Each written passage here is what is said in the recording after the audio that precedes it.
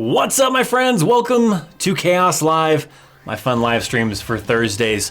What's up to the awesome notification platoon people that were quick to jump in? We got Holy Hand Grenade, Trainwreck, Fury Boy, Eevee, Caliber, Goofy. We got Isaac.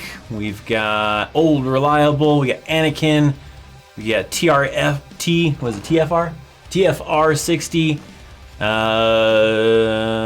Jose. And Reflex. Awesome people. The first ones I happen to notice there in the chat. So welcome, guys. Welcome to the fun-filled live stream.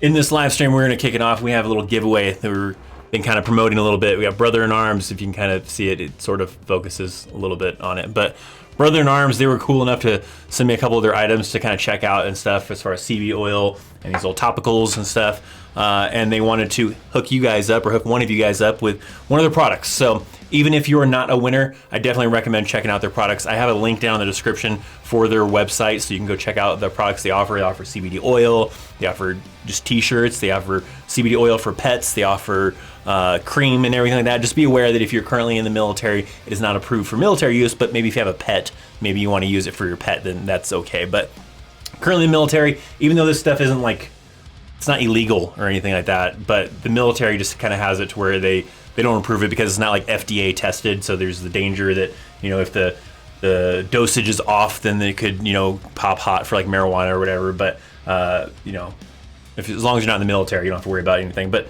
again, you don't have to worry about that if it was some kind of bad supply. But let's kind of get into the kind of giveaway for that. We'll kind of kick that off, and then I'll get to your guys' questions you guys have in the chat, and we'll answer some questions and everything. So you guys sent me some little kind of messages inside of the giveaways and everything, and I read through all your messages to kind of see, you know, what you guys had to say. There's a lot of great ones that, you know, were mentioning that they wanted to use it for, you know, working out and trying to recover from a workout and all that kind of stuff. There's some of you that didn't put anything in there. Some people just said you wanted to support veterans and everything, which is cool. But there was one that stood out to me that I liked the reason why they wanted to use one of the products from Brother in Arms. So that's the reason why I picked this individual. This individual is probably here in the chat. Actually, they are, because I saw them earlier, actually. So this person's actually here in the chat, and I really liked this person's response, saying that I have a 16-year-old dog, and I'm hoping if I win, the pet Tentacure will alleviate some of her pain she experiences due to old age. I love animals, so I feel kind of like the reason behind that, and I really liked that kind of response. So Eevee is our winner. She has scored some pet CBD oil to help out her dog and everything like that. So well done, Eevee. Congratulations. So that was why I picked her to be the winner. Not biased, not being, you know, favorites because she's in the chat all the time or anything like that. No. I liked her reason above everybody else's as far as why she wanted to use one of the products and stuff. And I'm an animal lover myself, so I kind of felt the sympathy there. So Eevee, if you hit me up, send me a message on Instagram. Send me your mailing address so I can forward that over to Brother in Arms, so that way they can send it out to you as soon as possible. Greatly appreciate it, maybe after the live stream or later or whatever. So good job, Eevee. All right, now, like I said though, if you didn't win, not a big deal. Check out the link down in the description later. Maybe you can check out some of the products and see what they got going on. Let's see what we have going on here in the chat though. How can someone be in the 101st Airborne Division? What to do? There's not really a way you can like select what unit you want to go to. That's not really a thing you can kind of do. It's based on MTO. It's called the MTO, which is kind of like a roster as far as like what a unit is authorized. So the unit may have like some kind of authorization thing saying that they are supposed to have this many 11 Bravos, this many 11 Charlies, this many 88 Mikes, whatever the case is, right? And when new soldiers get done with basic training, or soldiers that are PCSing or leaving from another post go to another installation or whatever, then they look at who is short on the MOSs that are showing up there. So if, let's say 101st, you know, being an airborne unit, maybe they need some airborne individuals that are 11 Bravos or whatever, then they're probably going to grab a few of those people that are assigned to show up to that installation to send them over to 101st. You don't really get a say in what unit you go to. It's just kind of a thing where based on what they need is where they're going to start sending people. So that's just how that ends up kind of working. Let me turn off my little blinky lights over there just in case they're making a distraction. Do I like Avenged Sevenfold? I do. Avenged Sevenfold's pretty cool. I've seen them in concert a couple times. Hey Chris, what is the Army's rule on workouts, training, and fasting? Lent just started and Ramadan is soon. For religious reasons, I assume it would be more acceptable than if you fasted for fun. Well, fasting isn't, I'm not too familiar with fasting. Isn't that like, you're not eating or whatever? The problem would probably be, I don't think you can get out of working out as far as like doing morning PT. I don't know for sure. I've never seen anybody that's had that kind of situation where they were, maybe they couldn't work out because of something that was going on or whatever. So you might have to suck it up on that one. You got to understand that if you have very set rules of how to live in your life, as far as things you can do, things you can't do, things you want to do, things you don't want to do, whatever kind of a thing, the military is probably not for you. There are some areas where the military does flex to kind of help you. But you got to understand, you volunteered for this. You can't think of it as like a, equal opportunity employer, of working just a regular job somewhere where they have to respect certain things. You know what you're getting yourself into. And if what the military does on a day-to-day basis does not line up with your religious beliefs or whatever, then it's probably just not for you. So you gotta put all that in consideration. There are times that they make adjustments for you. I don't think they would let you just not do physical fitness, right? Otherwise, everybody just claim that they're fasting or claim that they're on Ramadan or something like that just to get out of PT, and it'd be horrible. So there are certain things you just can't get out of. So you gotta either accept that or, not join the army or not join the military in general. So, but I've never seen anybody kind of do that exceptions. There might be leadership that does that, but I have not seen that before. What's happening? Jay Colt, how's it going? We got Ryan, what's happening?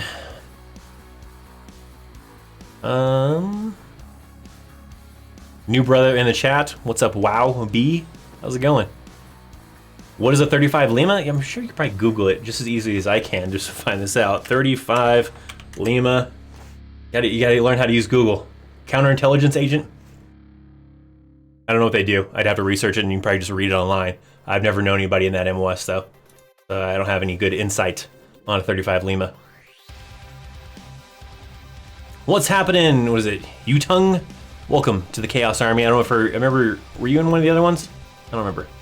But thank you for being a part of the 57th Chaos Regiment by joining the memberships. He didn't read my name? Ryan? What's up, Ryan?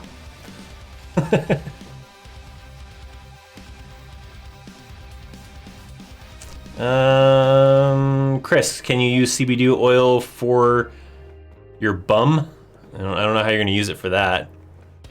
I don't know all the benefits of CBD oil. I'm not a big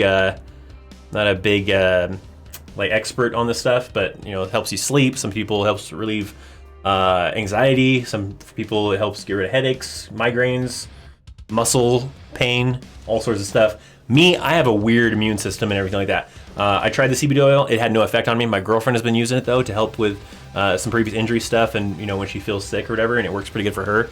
But for me, I have a weird immune system. I can go and I can drink this Rockstar and go to bed. No big deal. I can drink several of these Rockstars and go to bed. No big deal. I can take pre-workout and probably go to bed. It does have no effect on me. If I get sick and I take NyQuil, it might work the first time and then not work for me ever again. So I have a really weird immune system. My body adapts to everything really fast. Medication doesn't work on me. If I try to take medication, it might work the first time I take it, and then my body adapts to it, and I can't. It doesn't do anything for me after that. So CBD oil doesn't work for me, but doesn't necessarily say they won't work for you. It's just everybody's different, I guess. What is the highest rank officer you see on a regular basis when you're deployed? You might see like a colonel. You have your battalion commander, your brigade commander, those kind of individuals, like a lieutenant colonel or a colonel. Sometimes you see them occasionally here and there in passing, depends. But the most commonly highest ranking one you see is probably like a captain. You're probably going to see your company commander quite often. Above that, it may just vary. You have next up, you have like majors, and majors usually work in a battalion. And then, your lieutenant colonels and your colonels and stuff working there.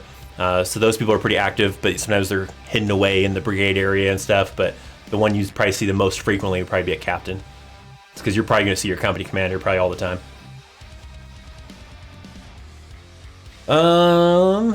People saying congrats, Evie. Well, awesome. Congrats, Evie. I agree with everybody. Any workout plan for people who want to join the military but out of shape? I usually recommend a lot of cardio. I don't have anything specific as far as like a workout plan that you can like download or you can go look at, or any good recommendations really. But a lot of times for people who are out of shape, build up your cardio. That's really a big thing in the military and in the Army, really in general too, is having a good cardio base. If you can go on runs, you know, for long distances, go on road marches, you know, do the rowing machine, whatever, you know, the cycling machines, all sorts of stuff, just to build up your cardio, that really helps. Because if you can, you know, have that good cardio base, then it helps you be able to keep up with the runs, to have the energy to be able to do push-ups and sit-ups and whatever other exercises you're doing during PT sessions and everything. So building up your cardio definitely helps, because you build up that cardio, then you can start working on things like specific muscle groups. So that's usually my recommendation. Other people may have different opinions on that, but my recommendation usually is to really build a good cardio base. And then once you get a good cardio base and you're, you know, not exhausted after going on a little 2-mile run or something like that, and you can do 2 miles easily, and then you're bumping it up to like 4, 5, 6 mile runs, then, I mean, even probably before you get to 4, 5, 6 mile runs, but once you get to the point where 2-mile runs are pretty easy, start, you know, working on your upper body strength, your lower butt, your abs, and all that kind of stuff. If you like screamo music, some of it, maybe, it's okay. What is the Big Red One? That's 1st Infantry Division. They have the huge patch that has, when it's in the colored version of the patch, it's red and colored, and it has a 1 on it for 1st Infantry Division. So that's what is referred to as Big Red One. If you ever listen to modern day hip hop or pop, just check it out. Or memes. How does memes fall into if I listen to hip hop or pop? Hip hop and pop, no. Typically the only thing I listen to music wise is hard rock, heavy metal, mostly those kind of things. Not really death metal. Some screamo style music, you know, things like Parkway Drive, Miss May I, Motionless in White, but then also stuff like Metallica, Alice in Chains, Korn, those kind of artists. Just came from Ben Allen's stream, awesome. I was watching a little bit earlier, so Ben Allen's a good dude. My corporal said hi. What's happening? Holy hand grenades, corporal. Any tips for basic training? Leave Fort Benning in 3 days. Well, as an 11 X-ray. Well, 3 days, not a whole lot you can do in 3 days. You know, hopefully you're well enough prepared. You're in great shape and everything. Yeah, I've said this a couple times, you know, in previous streams. Expect it to suck really, really bad, especially you're going to 11 X-ray, so you're going to be doing OSIT, so it's going to be a little bit longer. I was just talking to a guy who did OSIT, I think maybe last year sometime, and he said that he saw like a lot of people, you know, getting really discouraged and going on suicide watch and everything like that. Expect it to suck really bad, okay? It's not usually fun. I mean, for some people it might be, but if you go in there with the expectation that it's going to suck really bad and then it turns out to be kind of fun, then it works out pretty good. Don't expect this to be super easy. Don't expect it to be a walk in the park and you're just going to breeze through it. But if it turns out to be that's the case for you, then it works out cooler. But don't go into it expecting it to be super easy. Is there a Special Forces contract that I need to fill out to be a part of the Special Forces for an 11 Bravo? Well, you won't be an 11. If you're going to Special Forces, you won't be 11 Bravo anymore. You become like an 18 series, you know, whatever one they want to put you in. But if you're trying to join the Army to go into Special Forces, then you need an 11 X-ray, or not 11 X-ray, an 18 X-ray contract. And you have to talk to your recruiter about an 18 X-ray contract. If you've already signed like an 11 Bravo contract or an 11 X-ray contract, then you're going to have to later try to request to go Special Forces and try to go to SFAS. So that's the option you would want to go. What's the most common type of boots in the 80s? I don't know. We're talking about boots. You know, they had jungle boots, but they were black leather ones. As far as the 80s, I don't know. I wasn't in the Army in the 80s. I'm not that old. I was in the Army in the early 2000s from then on. We still had black boots for a little while, and a lot of people like jump boots just because they were easier to polish with the toe and the heel the way they are, even if you weren't airborne or not. A lot of people wore jump boots just because they're easier to polish. But those ones were pretty common. Jungle boots, there were some units that were really funky with jungle boots. They were the boots that had like this little mesh on the side. And some units didn't really like you wearing jungle boots, and they were pretty strict on that. Especially they usually weren't allowed during the winter months. So a lot of people, some people didn't really rock the jungle boots, but jump boots are pretty common.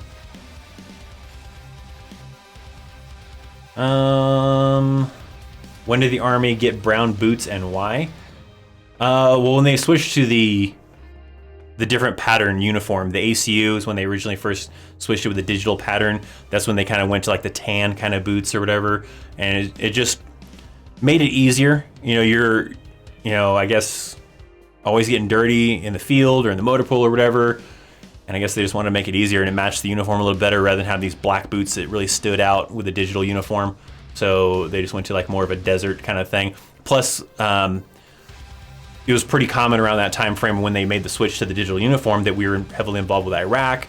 But before that, we were involved with basically still Iraq too for the Gulf War and everything like that. And you'd wear the desert uniform with the tan boots. So then it just kind of made sense that, hey, we're just going to move to the tan boots in general. Our common deployments right now are desert environment, and it works better for the desert environment rather than have the black leather boots that don't breathe very well and get hot and sweaty and everything. So they went to the other ones that had a little bit more breathability. How influential is the E4 Mafia? Well, if you pick up my book, E4 Mafia Handbook, you can find out all of those details, because inside of here is all of the secrets. If you go to Amazon, you search Christopher Chaos, you'll find my books. It's classified though, all right? So if you add it to your shopping cart and hit purchase and it allows you to purchase it, then Amazon has a system where it checks your classification to make sure your background check, make sure you're eligible to have this. And if it allows you to purchase it, then cool. Then that means you've been cleared. Otherwise, if it didn't allow you to purchase it, then you weren't cleared. So yeah, check this out on Amazon. It's actually a notebook. So if you need something to take notes in, this is probably a good book. But how influential is the E4 Mafia? It's more of a joke than anything. I mean, you have some people that kind of, think they're, pretty far in charge as the E4. Some of them, know a lot. Sometimes they think they know a lot. It just kind of depends sometimes on the person. And you get some of these people who've been E4 for a while, so they've learned a lot of the ins and outs and know how to trick the system, know how to play the system, whatever. And those are usually the people you kind of refer to as like part of the E4 Mafia. It's more of a joke than anything. It's not really a real thing, but there may be some people that take it a little bit more seriously than others, whatever the case is. But I don't know how influential it is. I mean, you'll have some of these E4s that have a lot of knowledge, and they're the more common individuals that some of the lower enlisted will turn to because they don't want to turn to the NCOs. They might want to turn to these guys. So it's kind of in that way. Don't ever watch Avenged Sevenfold 11 Piece of Heaven, the most disturbing video ever. I don't think I've ever seen it. Hey Chris, just wanted to thank you. I leave Monday for Fort Sill, Oklahoma as a 13 Bravo. Artie crewman, your videos helped me over the last couple of years. I lost weight to join, 90 pounds. Well, that's awesome, Jordan. I'm glad to hear that. Good luck to you. You said you're heading off, how soon was it? Leave Monday, man. You know what? Enjoy the little things. Have a great weekend. Don't make it, excessive partying or anything like that. But, have a great weekend. Enjoy that freedom for a little bit. You're going to be, stuck doing basic training for a little bit. But don't think that basic training is how the Army lifestyle is. You got to suck it up for a little while. Do basic training. AIT might be a little bit rough, and then it gets a little bit better. And then you get to your final unit, and then you're back to your freedom. You just have a pretty steady job that you go to every day. 5 days a week probably or whatever. But good luck to you. Glad I could help out and keep that motivation. Should I be worried that I'm 2 pounds overweight? A lot of times, sometimes it depends on the recruiter. The recruiters often want to make sure you're well under. If you're really close, like a little over or even really close to that weight, they might tell you to go lose X amount of pounds before they're going to start the process on you, because they don't want to take the chance of you going to MEPS and then having like a month or two or whatever off before you take off to basic training and you put that weight back on. And now they have to, fix that situation and maybe hold you back on going to basic training and try to get you to lose that weight. So sometimes they're pretty strict on that. It just depends on the recruiter, I guess, and the recruiter station and their policies. But I've seen a lot of times where they'll do things like that, where they won't let you go if you're close to the limit. You have to be under the limit. I've been seeing new helmets coming out to some units, like the 4th ID seems interesting. Maybe a rollout will come soon. I don't think I've seen, they have, I forget what they call it, because you have the ACH and then they have another version of the helmet. I forget what the other one is called or whatever. So I haven't really seen any of the new ones, but interesting. What's the best ASVAB book I can get to study? I don't know for sure. I know a lot of people recommend the ASVAB for Dummies book. That series of books are usually pretty helpful, and I've heard a lot of people say that the ASVAB for Dummies book is also pretty helpful. I want to maybe at some point start doing some videos on like ASVAB study things. I have like these study cards that I had picked up that I was going to do something with, and I was going to try to do something like where maybe I start doing some videos where maybe I do like these flashcards with you guys, and you can kind of use those videos to study for the ASVAB. So I might still do that at some point, but for now, usually the common one here is the ASVAB for Dummies book. Check that out. Can I really wait for a medical job for the Army? Because I told them I want to join the Army over the Air Force, Navy, because I can guarantee a medical job in the Army. Now they are saying I can't wait. They might just be trying to pressure you into joining sooner, maybe. I don't know. If you're reluctant in that recruiter station and thinking maybe they might be lying to you, maybe try contacting another recruiter station if you have one somewhere that's not too far away and see what they kind of say. But yeah, in the Army, you can pick your MOS. Now, if it's available, then that can play in there, right? If, say, you're trying to get like 68 whiskey, right? And there are very few slots right now because maybe that MOS is pretty full, then it could be pretty challenging to get that MOS that you want. But if it's an MOS that maybe is under strength and they need people, then usually it's fairly easy, and you've also scored properly on the ASVAB and you don't have anything else that disqualifies you from that MOS. But if you don't have anything that's disqualifying you from that MOS, you have the ASVAB scores to qualify you for that MOS, and they maybe have slots for that, then yeah, you can pick that MOS. So if you feel like your recruiters are not being straight up with you or being dishonest with you because they're trying to rush you into an MOS to just get you into something because they don't want you to wait around, right? And they want you now, kind of a thing. Try to see if you can contact another recruiter station and see what they say, right? And see if they have another, like getting a second opinion kind of a thing.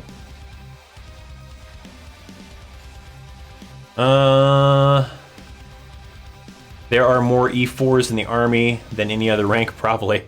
Sometimes. E4s are the real backbone of the Army. Aren't you an E4 holy hand grenade? Aren't you a part of the E4 mafia?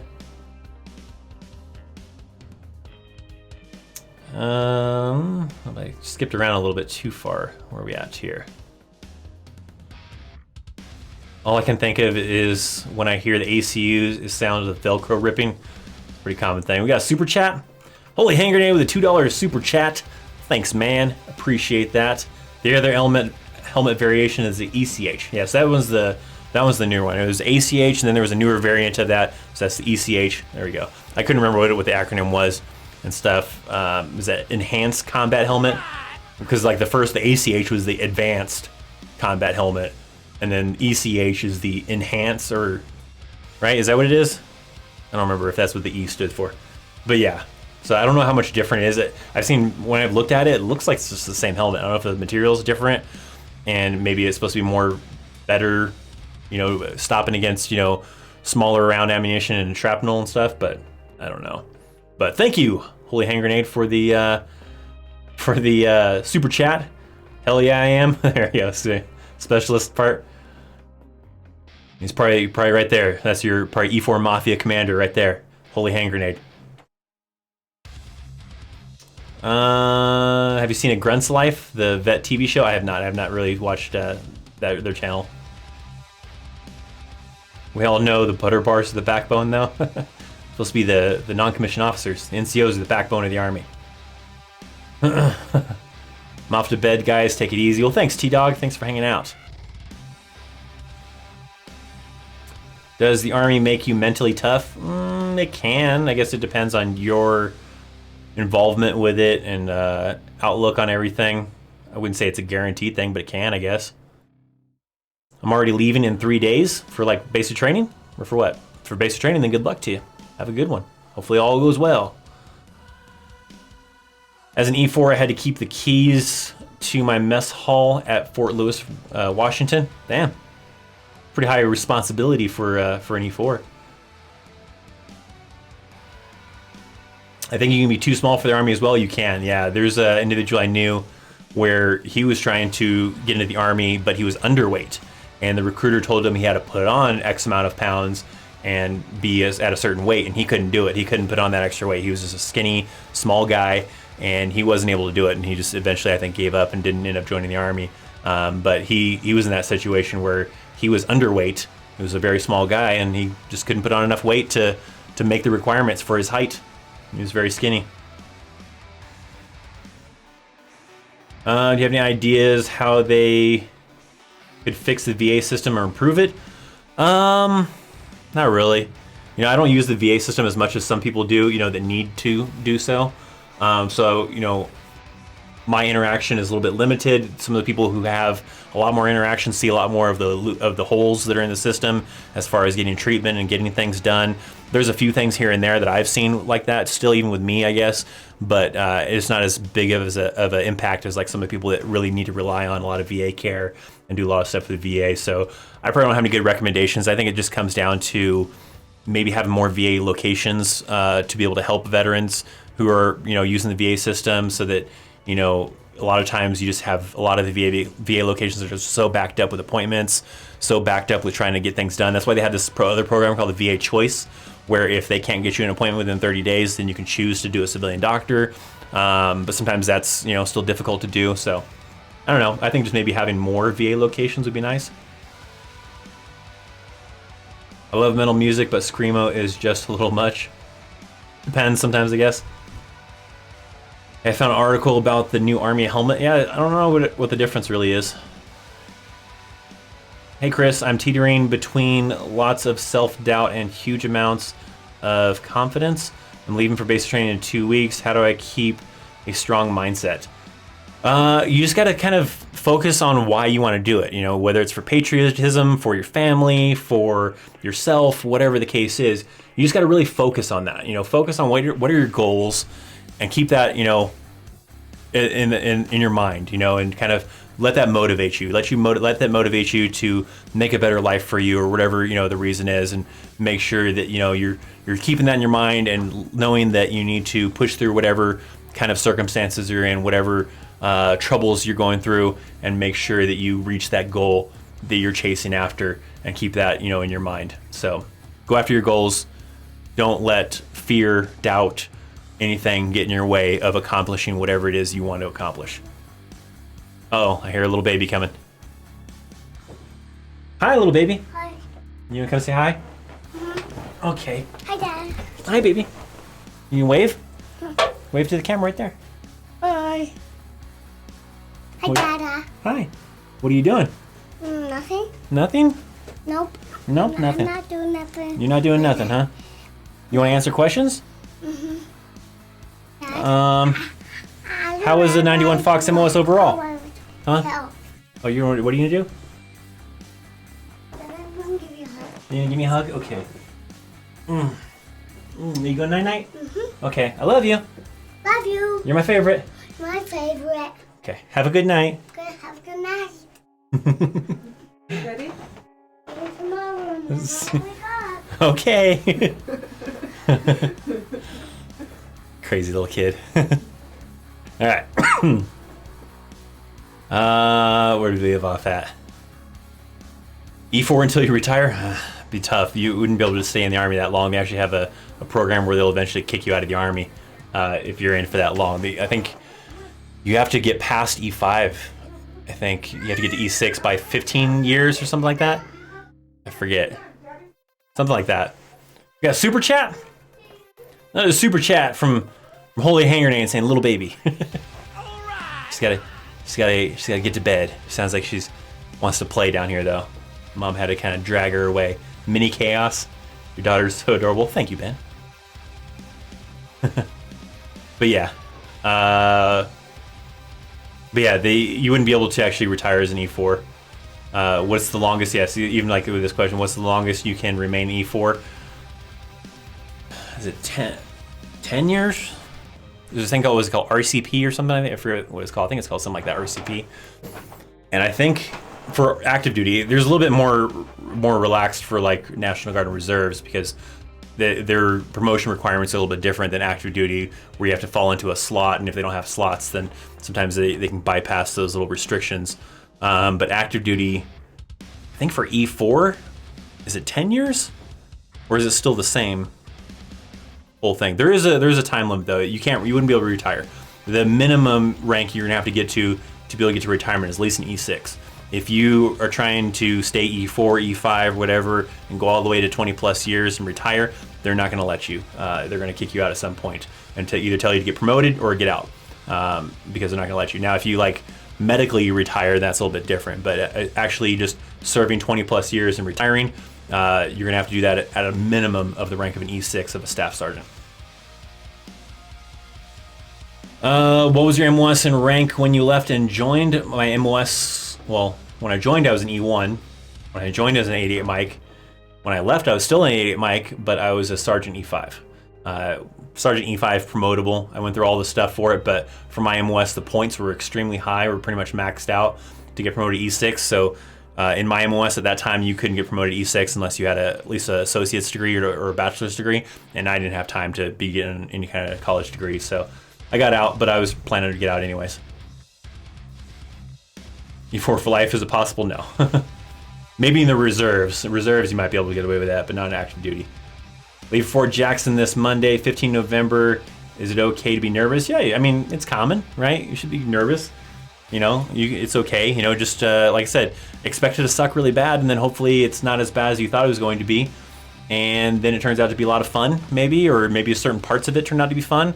But don't expect it to be super easy. Don't expect it to be a lot of fun or anything like that. So, yeah, you know, it's okay to be nervous. You know, you'll be pretty nervous probably for that first day, 2 days, whatever. You're gonna do reception, and then you're gonna get nervous again as you actually go off to your actual basic training unit. And once you get out of reception, because you have that shark attack at the very beginning, and you don't know what to expect, and then it starts to, you know, you start to get more comfortable and it starts to mellow out a little bit better. Not really mellow out with the training, but your nerves, you know, you start getting used to it, hopefully, and you kind of start knowing that, okay, you know, it's going to suck tomorrow, but you kind of start to get rid of that nervousness a little bit. At least in my experience is what it kind of seemed like.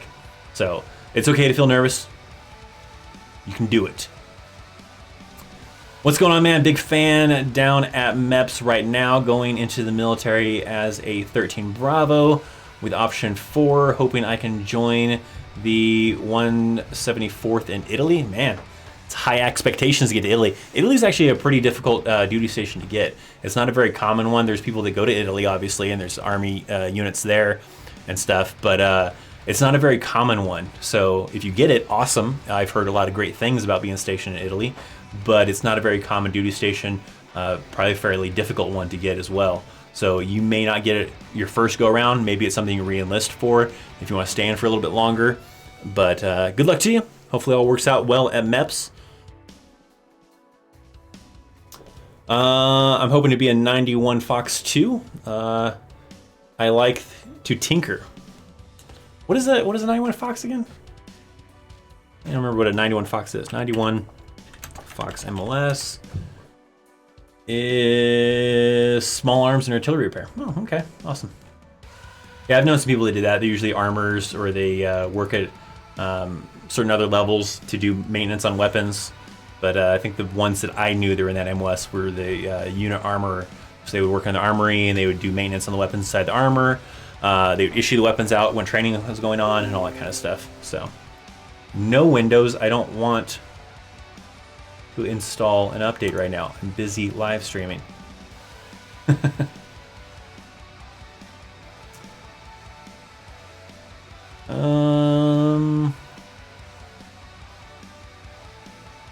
What else do we have? You heard of Five Finger Death Punch? Of course I heard of Five Finger Death Punch. I've seen them in concert a couple times. Ivan is actually from Denver. Apparently he used to play in a local band here in Denver before he started playing with Five Finger Death Punch. Daughter's adorable. I always said thanks, Ben. I saw from a video from Matt Ward that there was an option in recruitment where you pick a station, but the MOS is not 100% depending on the jobs available. I don't know if I've ever heard of that one. I'm not 100% sure. It's a possibility that maybe. It's usually hard to get to pick your duty station like before you join.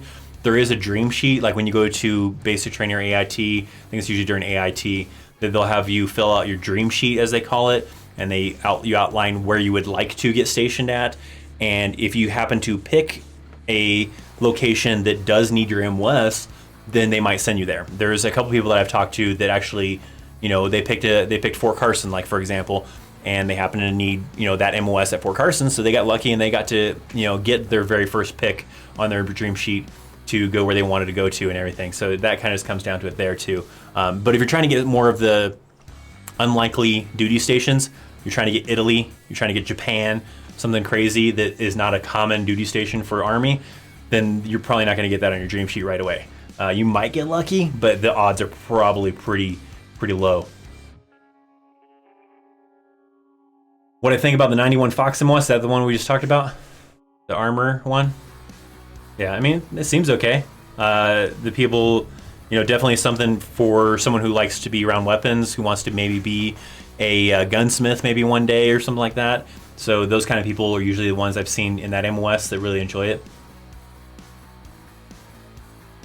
It was called Option 8.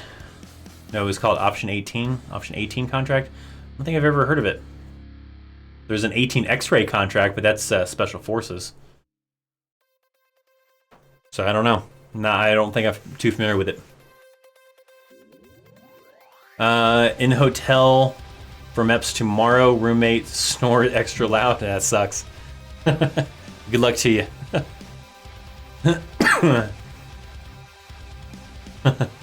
Hey Chris, what a cute female small individual. Thanks. My daughter. I'm going in next year to the Army, and I'm going to be a sheriff after. Will the Army help me transfer to law enforcement? Yeah, I mean, a lot of,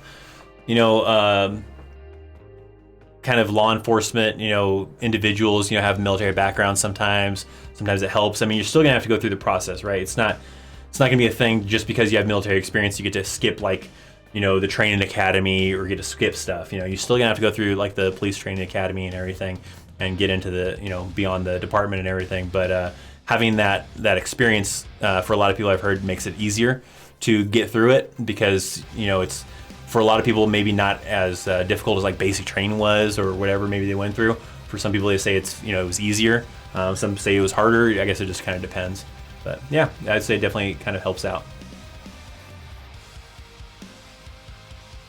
Shipping out March 30th for OSIT. Any tips?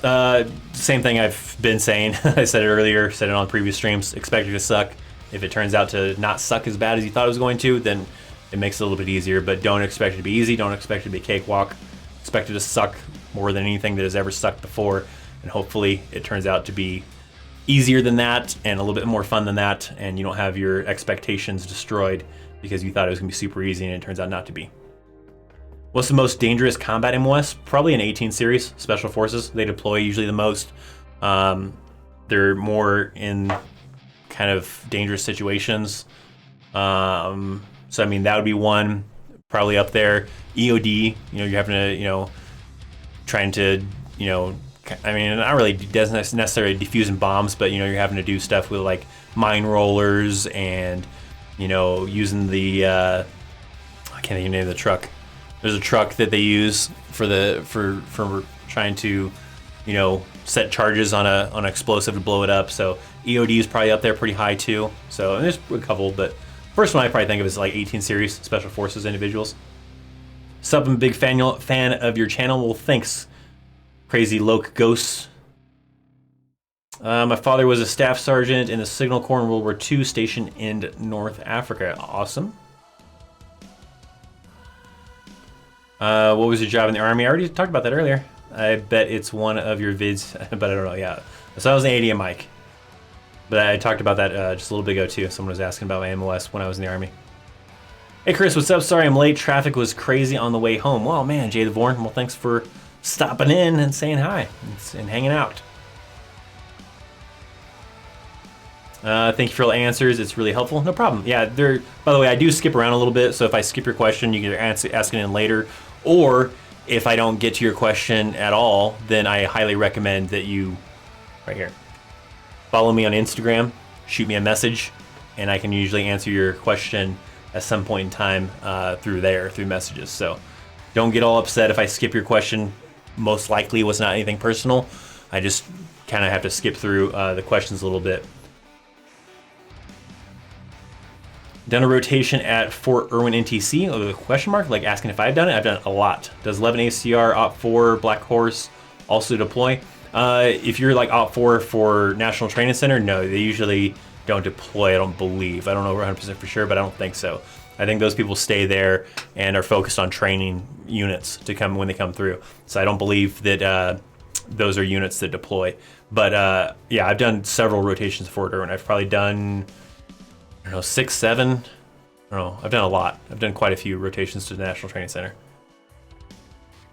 I want to be a tanker, but I'm 6'4". Is there a height limit? I think there is. I don't know what the height limit is, but I believe there is before it gets to a point where it's super uncomfortable to try to fit inside the Abrams tank. But I don't know what that restriction is.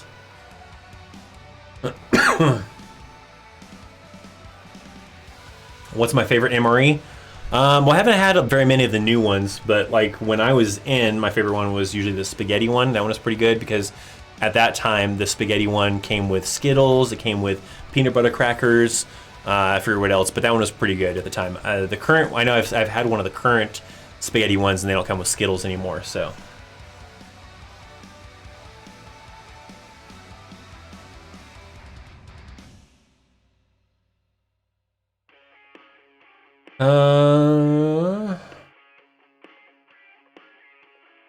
Nice video. I like it. It's a live stream though.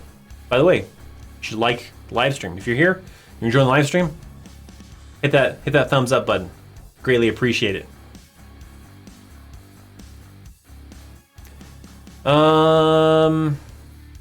What's the most drastic emotion you've ever heard of? Well, a specialist can easily get demoted down to a private, and that's usually the only kind of case you can have that with, because you go higher than that with non-commissioned officers, and non-commissioned officers can only go down 1 rank. So that's usually the only kind of drastic you can have. You know, I've seen soldiers that come up hot for drugs, right? And they were a specialist. Maybe they came up hot for marijuana or whatever, and they went from being a specialist E4 to being a private E1. And that's probably the drastic you really can have. You can't really have anything more drastic than that. There's always people that say, no, I knew of this captain who became a private. No, you can't do that. Captains don't get demoted. They get kicked out of the military if they're something serious enough for that. You can't have like staff sergeants get demoted to a private, or a first sergeant get demoted down to a private. NCOs can only get demoted 1 rank. So if you're a sergeant and you got in trouble, the max they can do is drop you down to a specialist. But then if you're a specialist and you get in trouble again, then yeah, you can go all the way down to E1. And the same for like E6s. For a staff sergeant, you can only go down to a sergeant. And so on and so forth. So you can only, as a non-commissioned officer, only get demoted 1 rank down. Is there bomb sniffing dogs? There is. Yes, they do have that. What was it? The 31 kilo? I forget what that MOS was. But there's a dog handler in MOS, and that's one of the things they train for, is for drugs, for, they have different ones that do, they don't do everything, but they have some dogs that do things for like, sniffing out drugs, some that sniff out explosives, things like that. So they do. There's an MOS that handles that.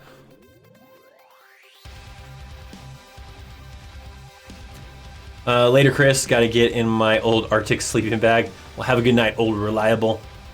Have a good one. When are the pinks and greens in, and when are they issued? They're currently available like now, I think. Like you can have, some units have pinks and greens, some don't. A lot of them don't actually, but there are some individuals that have been rocking the pinks and greens for like special occasions, usually higher up staff individuals. So they're already authorized, I guess. But they're probably not going to get issued still for a little while. I know they're not going to be a requirement to like 2028 or something like that. But as far as when they're going to get issued, I don't know. I've heard different rumors of it being a while, possibly.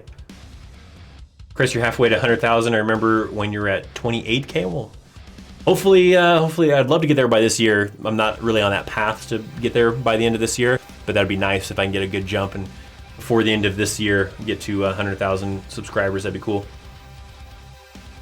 Chris, bedtime, but I'll shout out to you later tomorrow. Thanks again. And my doggy says thanks, bark bark night. Well, thanks, Evie. Make sure to shoot me your address so that I can pass that on to Brothers in Arms and they can get you your stuff. My favorite MRE is Chili Mac. Chili Mac was a good one. I liked the Chili Mac one. The Chili Mac one was pretty good. It was I forget what I think at one point in time I think that one had M&Ms in it or something like that. I don't remember. But the Chili Mac one was pretty good. I like that one. That's probably like my second favorite one with the spaghetti. I don't know. It's probably pretty close actually between Chili Mac and between the spaghetti and Chili Mac.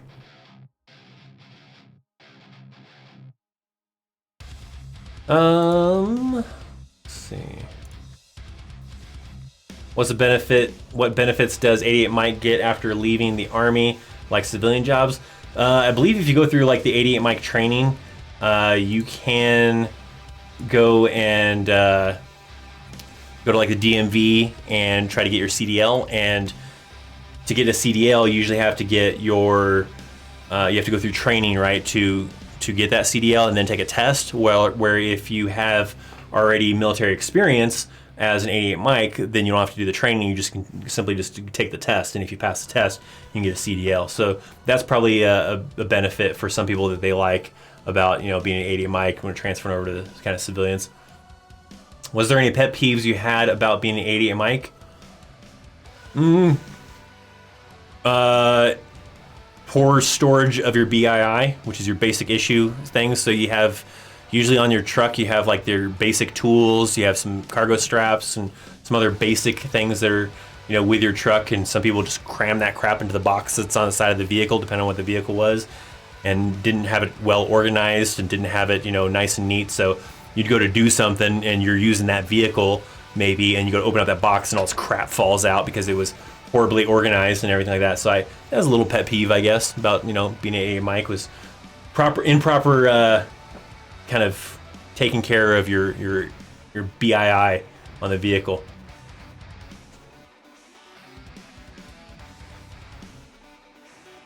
I'm going to text you on Facebook. That's cool. You can do that, or Instagram.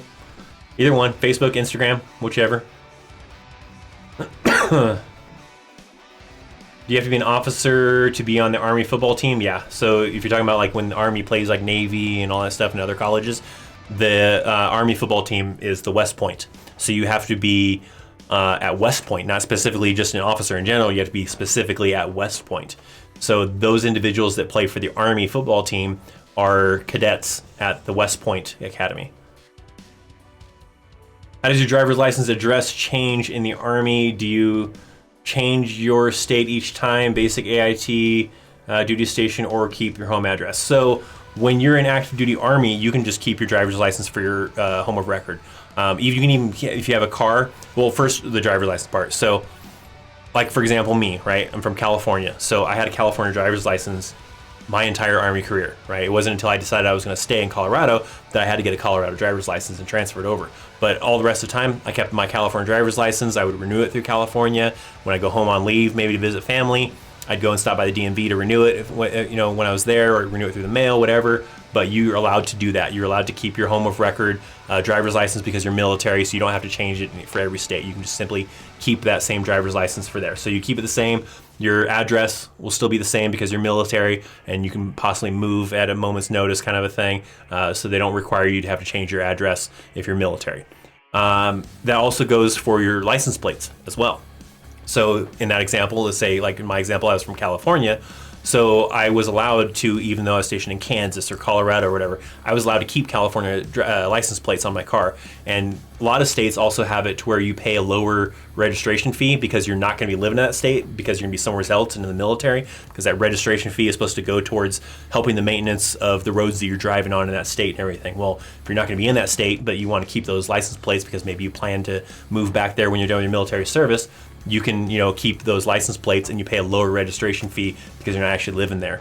So a lot of states have that as well, so your registration fee ends up being a lot lower. But yeah, so.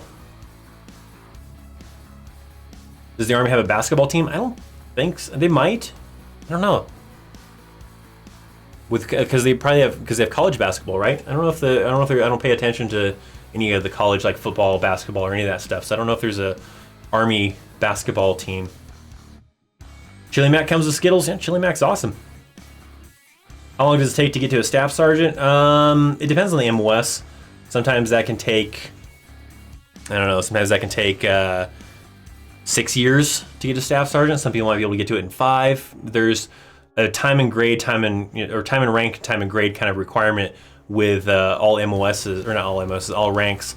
And so it depends on what that is. Off the top of my head, I don't know what the time and grade and time and service requirement is for a staff sergeant, but probably the earliest is somewhere around 5 or 6 years, most commonly.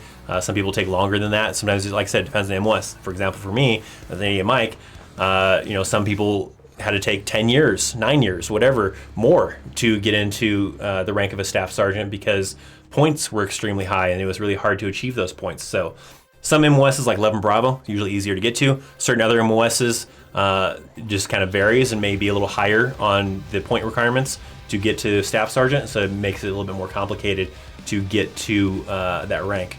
So it just depends on the MOS sometimes too, though. What job field in the Army is the hardest to get? From my experience, I think it's medical because all medical jobs are taken. The current one I've seen right now, there's 2 big ones that stand out right now. I forget the MOS identifier for it, but the firefighter one is an extremely hard one to get.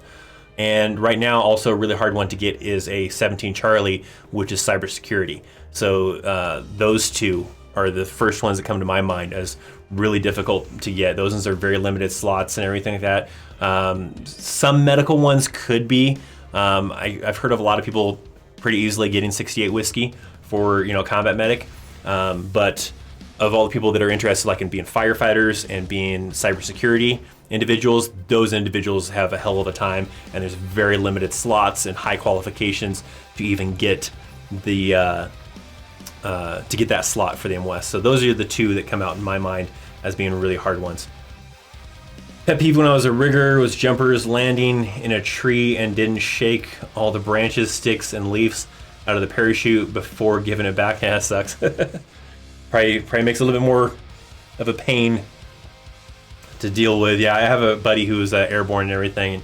And, he said, you land somewheres and roll it up, and they usually had people they handed off their chutes to, where they had to pack it back in their rucks and give it up later or whatever. Depends, I guess, on what it was they were doing at the time. Where did I get the training for my current job? Just kind of on the job training. There wasn't anywhere special I went to or anything like that because I'm a contractor now, and so I teach soldiers about the systems, and you just kind of, I had a little bit of experience with it already from being in the military, being in the Army, and then you get more experience by just kind of learning from the other instructors and learning how to teach all the ins and outs and playing with it yourself to kind of learn how the system works by just trying it out and seeing what this does and what that does, kind of a thing, and then being able to have a little bit more familiarity with the system. So the stuff I do now, I just pretty much on the job training you get. I love the pasta MREs because they were easier to eat. Those are pretty good. Like some of the vegetarian ones weren't even too bad too. There was the was it cheese tortellini or I forget what it was. That one was actually pretty good. I'm not a vegetarian or anything like that, but those ones weren't too bad. There were some of them that were pretty gross, but that one wasn't too bad. I remember they had a hamburger one that kind of sucked. I didn't like the hamburger one. It was like you had this really crappy stale bread and then like the hamburger patty-ish kind of thing that it was kind of sketchy, and you heat that up and stick it between the 2 pieces of like stale bread that they give you in the MRE, and that one sucked. Sounded like a great idea of having a hamburger MRE, but it was horrible. Pet peeve as a 91 Fox dirty weapons. Well, the nice thing is, usually if you're a unit armorer, you can kick that stuff back. Usually, I mean, maybe if it's a key thing where hey, we just need the weapons turned in, then you got to take it. But I know many times we're tried to be lazy about cleaning the weapon after coming back from the range or come back from the field or something like that, and try to just turn your weapon, and armor checks it out, and you get some spots that are dirty here and there, and they kick it back, and you're like, ah, damn it. So usually armorers get to kick that stuff back. Is there a rank requirement to retire? No. You're gonna, kind of like I was talking about before, where they're gonna kick you out at a certain point if you don't reach a certain rank. So typically you have to at least be an E6. Otherwise, if you're trying to stay in the Army as an E4, E5 or whatever, and trying to retire there, then they're going to eventually tell you you got to either get promoted or get kicked out, or get out of the Army. Not get kicked out, but you have the choice of either you have to get out of the Army or you need to get promoted. Otherwise, you're not going to be allowed to re-enlist or be allowed to stay in the Army. Yeah, so E6 is kind of the minimum rank for enlisted side for retiring. I don't know what it is on the officer side. Is it very competitive to get into Ranger School? It can be. So like often units only have so many slots. It may not be very many slots they have available for sending soldiers to Ranger School. So if they're, have people that want to go to Ranger School, but they only have 3 slots, 2 slots or whatever for X amount of, the next 6 months or whatever availability to send people to Ranger School, then they're probably going to, select people that have higher PT scores, right? So if you and 15 other people are requesting to go to Ranger School, they're going to look at your PT scores, look at some of your past counseling statements, maybe talk to your leadership to see who is the most squared away, who is has the highest likelihood of being able to pass Ranger School, because they just don't want to send anybody. They don't want to waste their money on sending someone that's going to fail and then just be wasted on. So they're going to usually pick people that have higher physical fitness scores and all that stuff. So usually your better chances is if you can get in your contract to go immediately when you first come in the Army, right? Otherwise, sometimes it can be a little bit competitive when you get to your unit because they might not have a lot of slots to be able to do so. Which MOS could I best apply gunsmithing to? We've just been talking about it. It was 91 Fox. We've just been talking about 91 Fox, the small arms weapon repair. Do you go on base? Oops. Do you go on base for these contractor jobs on the field or classroom? Pretty much always in classroom. There's times where we could, if they requested us to go out to the field, and we've done that occasionally to help the units out with training or just help them, while they're doing a field exercise. But 99% of the time, we're usually doing it in our classroom. We have a dedicated building with systems, and they learn on the systems that we have, and we teach them, 1 week-long course. And so that's the most common way. But we can go out in the field and do stuff if units request it.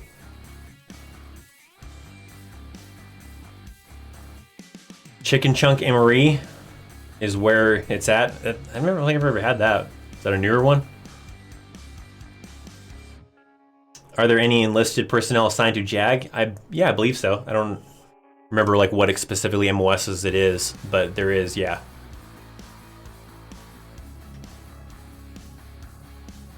Rockstar, not a sponsor, but I wish they were. That'd be sweet. Send me a bunch of free energy drinks. Yeah, but some armors are lazy and take dirty weapons. Yeah, I mean, that is true. I would like those ones because it saves you a lot of time.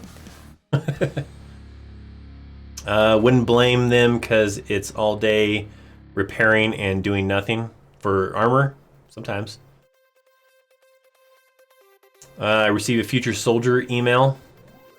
It said that they are going to do a dental check on the first week. I have a broken tooth. Is that going to be a problem? I couldn't tell you for sure. Sometimes certain dental things they might be able to fix at basic training. Some they might want you to fix before you can go to basic training. But I don't know all the ins and outs as far as what dental things will and will not stop you from basic training or whatever. Here's a silly question. It's never silly questions. Are people allowed to let their leg hair grow in basic, your grooming standards? Yeah, there's no real standard on leg grooming or anything like that. I don't think I've ever known anybody that has really super crazy leg hairs that it can be so long that it grows out underneath their pant legs or anything ridiculous like that. I don't think that's even possible. Because I've never shaved my legs and they've never gotten to the length of hanging out of my pants legs or anything like that. So I'm sure you're fine, right? There's no requirement, either male or female side, for being required to shave your legs. The only shaving requirement there is, because hell, if women wanted to let their leg hair grow out, wanted to grow their armpits out, whatever, there's nothing to stop them from doing that. The only requirement is for men for shaving your face. So that's probably the only thing that there is a requirement on having to shave.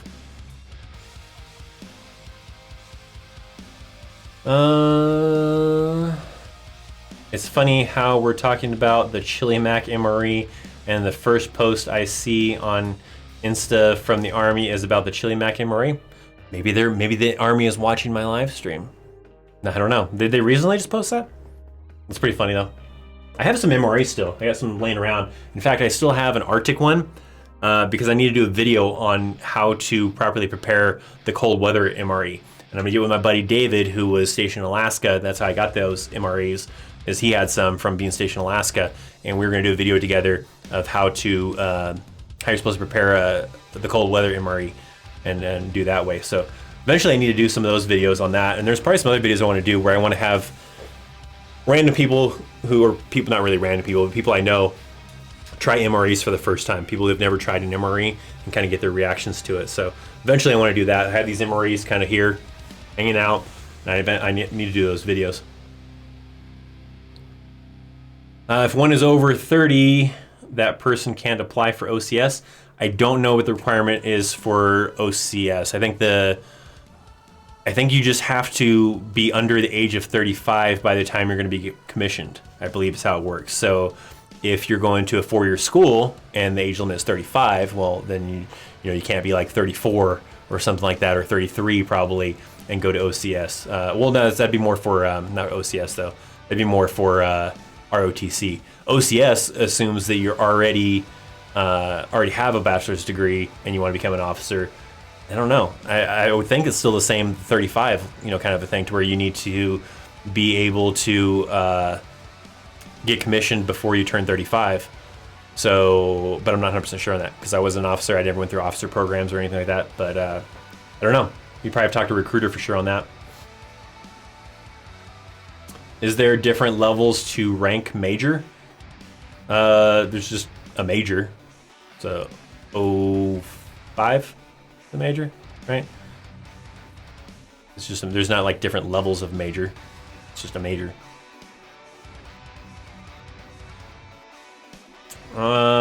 Do 91 Fox receive BAS? Comrades? Well, it's separate rations, but I don't know. Maybe if there's a certain situation where the unit needs to have that person do that, then they might put in for it, and they could. If you're like, say, you're a single soldier in that MOS, then maybe. But I don't think by default automatically 91 Foxes get that. The burger MRE was bad. It was horrible. It was a small hamburger patty and the buns. Yeah, the buns in quotation, because all it was like bread, kind of, I think, stale bread. Were just 2 pieces of bread, yeah, that normally included in the MRE, yeah. So yeah, it was horrible. I hated that MRE. Is it true if you do well in the Army boxing team, you can write your own ticket? What are you talking about, write your own ticket? No idea what the hell you're talking about by writing your own ticket. I don't know. Is your current job require a security clearance? It does, yeah. I have to have a secret clearance. So, which I had that from being in the Army already, and it just transferred over. So I already had a secret clearance. All right, we are just over the 1 hour mark. So let me see, maybe a couple of new ones. I'll try to go backwards in the chat a little ways, maybe see if I can't find a good question that maybe I didn't answer already, and that'll be maybe a good question to answer that I didn't answer before, if I can find one, and then maybe do 1 or 2 new ones, and then we'll be cutting off the live stream here pretty soon. So make sure that you hit that like button if you're here and you have not already done so.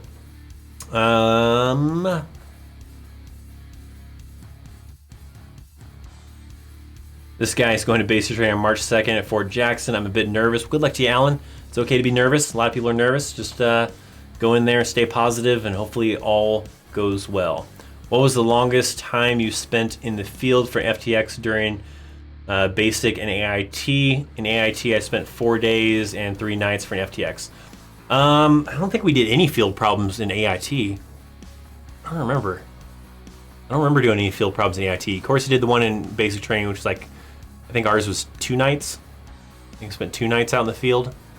But I don't remember doing any AIT. And then in general, for a field problem, 30 days, something like that. Usually they don't go longer than 30 days. I think I've done a couple, national training centers. Those ones are 30-day rotations around there. I mean, 20 something, 30, whatever. So, all right, let me go backwards in the chat. Let me see if I can find something maybe I missed. Good question that maybe I didn't answer.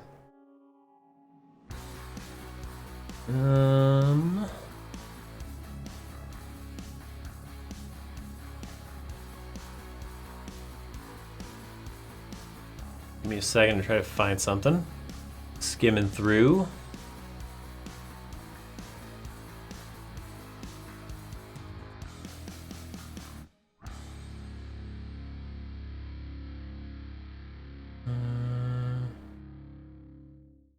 A lot of these I answered. Some of these are just you guys replying to people.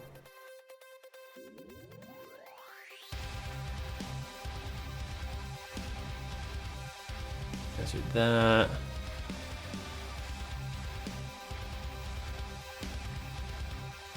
Oh man. I see anything too crazy.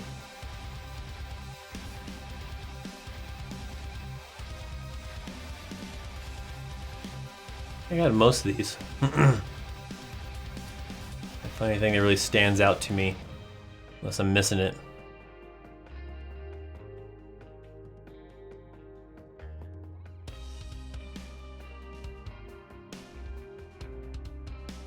I guess we can try this one. Hey Chris, I was trying to join the National Guard and filled out all the paperwork, but then when I asked when was I going to MEPS, they told me they lost their paperwork. Any advice?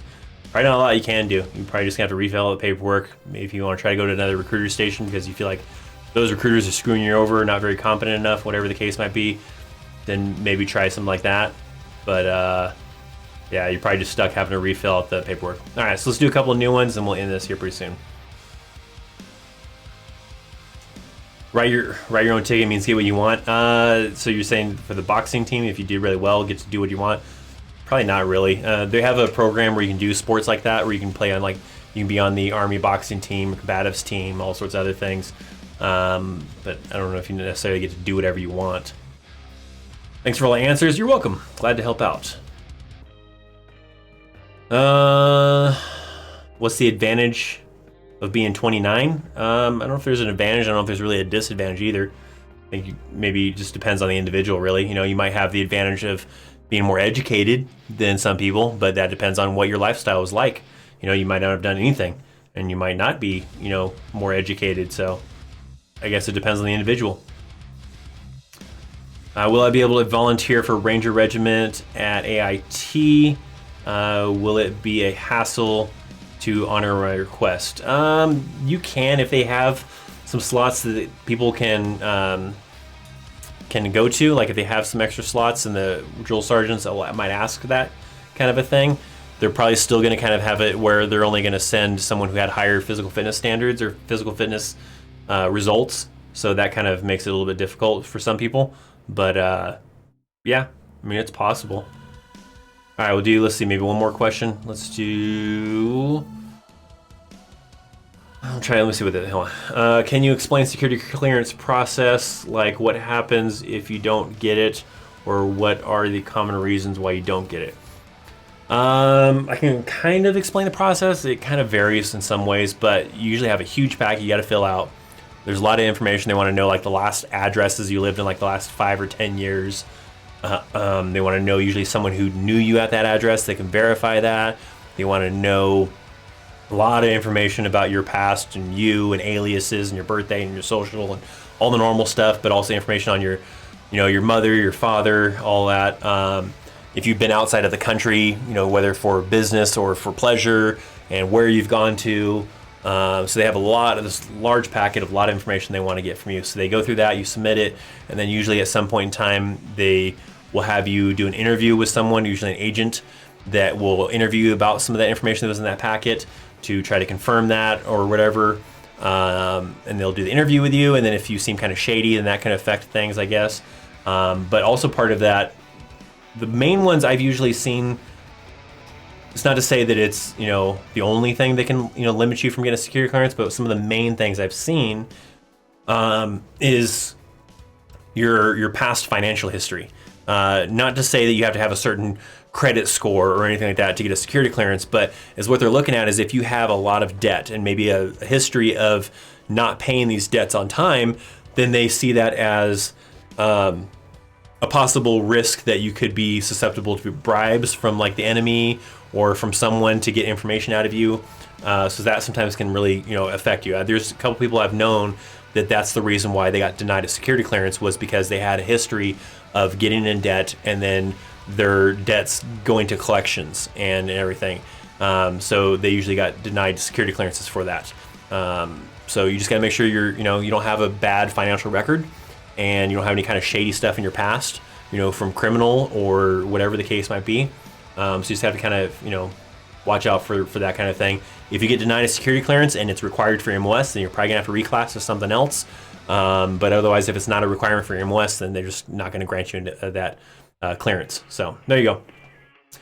I think that's gonna do it then. All right, awesome. You guys rock. Like I said, if you did not already hit that thumbs up, hit that like button, I would greatly appreciate it if you did so. Tomorrow, I gotta tonight finish editing up tomorrow's video. So tomorrow's video, you probably already know what it's going to be because I kind of had a little bit of a heads up on it inside of the community tab area and on Instagram. It's gonna be about 5 myths from Army basic training. So tomorrow afternoon, that video will go live. You guys can check that out. I got to finish the editing process of that tonight. So that video will be ready for you guys. And then we'll be back Monday for some more Call of Duty. We'll do another live stream, play some Call of Duty. And you guys, if you already have me on Activision, you want to join in on the games, then you can add me. Or you can join in. But if you don't have me already on there, you can add me. My Activision name is just ThatChrisChaos. There's no numbers or anything on the end. It's just simple, ThatChrisChaos. You can add me on there. I'll accept your invite. And then if we have room inside the lobby or inside of the party, you can join in and you can play along inside the stream and play some Call of Duty Modern Warfare and all that stuff. So thank you guys so much for hanging out. Congratulations to Evie for winning some CBD oil. If you guys are still interested in checking out Brother in Arms, there's a link down in the description. Check out their website and you can see what other kind of CBD products they offer and all that stuff. So thank you guys so much for hanging out. See you guys soon. See ya.